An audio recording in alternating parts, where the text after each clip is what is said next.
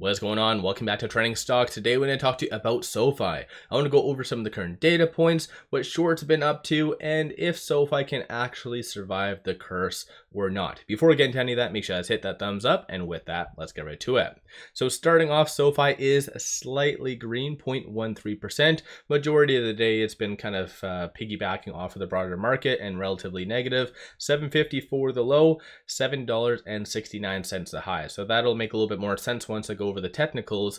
But on a side note, relatively low volume. So 11.25 million shares being traded, 41.1 is the average. And basically every stock that I kind of looked at today is all resembling the exact same thing, just a significantly lower amount of volume. And so I think that is obviously linked to tomorrow. So Nvidia earnings, just big money is holding its breath. You can kind of see right here, there's been only 3 transactions occurring on the secondary market above $100,000, very low, and regrettably all of them are sells based on the bid, the ask, and the selling price, and in fact well below the bid, such as they were all for $758.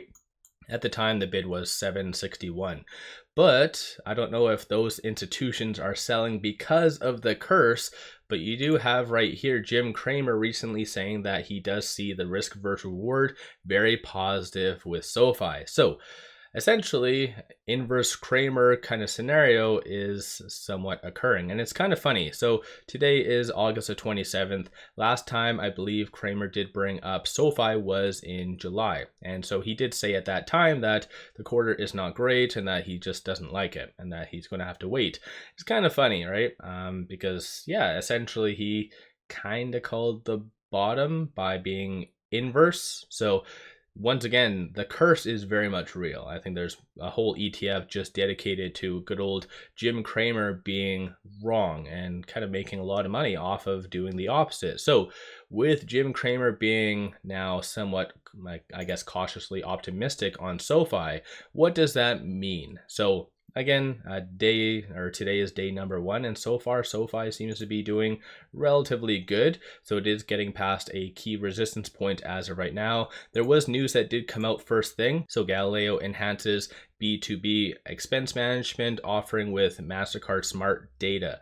So I think this is more laying the precursor for the upcoming fireside chat, which was announced yesterday. So I think SoFi is going to be focusing more on the tech side rather than anything. And I believe I saw a post as well on Twitter saying I guess there's a lot more jobs opening up linked to Galileo. So I think that's going to be their next big pivot, because I think they're very much acknowledging that their last earnings, they did kind of act like a bank, not a actual tech company. So I think they're starting to transition. So that should be a fairly good thing going forward.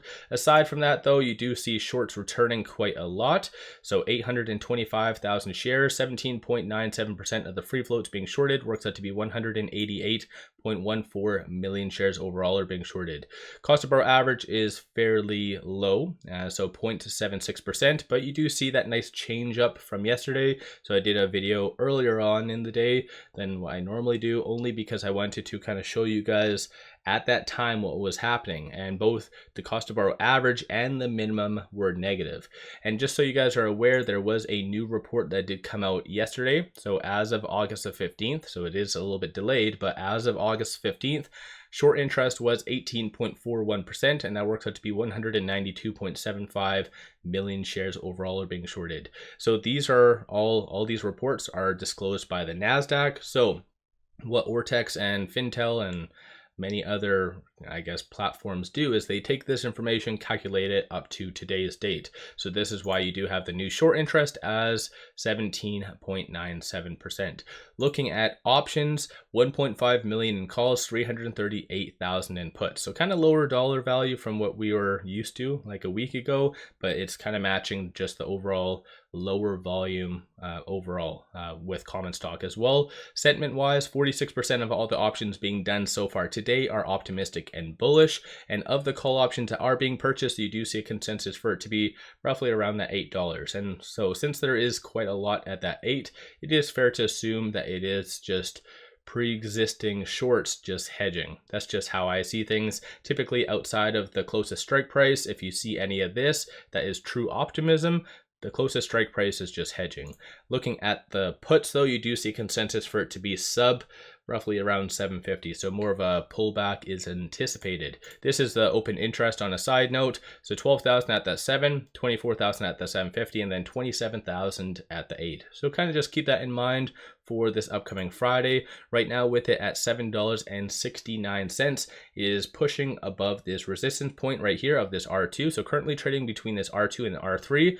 So watch for it to kind of flirt with this R2 throughout the rest of the day. Most likely $7.86 is going to be the next strong resistance / target.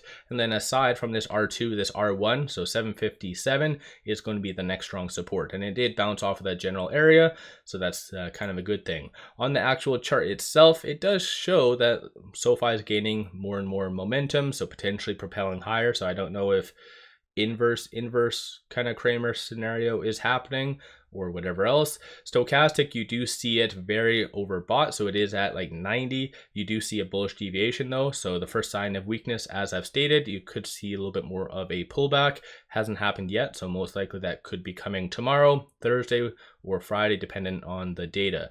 Number of retail investors have been getting in. So yeah, I think all in all, a lot of the data points are still looking very optimistic. I know a lot of people are anticipating a pullback, but I don't know. Jim Cramer's on board, so does that mean that you guys are on board, or do you think that this is a good sign that we are heading down, maybe to, I don't know, low 7s, 6s? What's your thoughts? Don't forget to hit that thumbs up and subscribe. I always greatly appreciate that. And with all that, appreciate all of you watching.